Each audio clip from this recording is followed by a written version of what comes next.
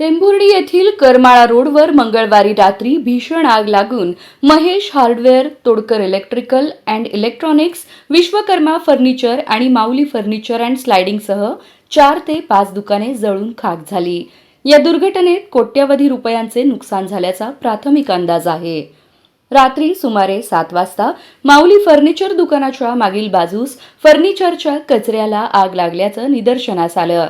स्थानिकांनी पाण्याने आग विझवण्याचा प्रयत्न केला, मात्र वाऱ्यामुळे काही मिनिटातच आग भडकली.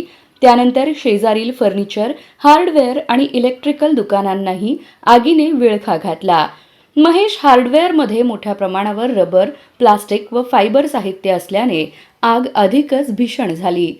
महेश हार्डवेअरच्या वरच्या मजल्यावर तोडकर कुटुंब राहत होते, मात्र आग लागली तेव्हा कुटुंबीय बाहेर असल्याने जीवितहानी टळली. विठ्ठलराव शिंदे, पांडुरंग, माळीनगर, इंदापूर, कुर्डुवाडी आदी ठिकाणांहून आलेल्या 9 ते 10 अग्निशामन बंबांनी सुमारे 4 तास प्रयत्न करून रात्री उशिरा आग नियंत्रणात आणली. या घटनेचा अधिक तपास सुरू आहे.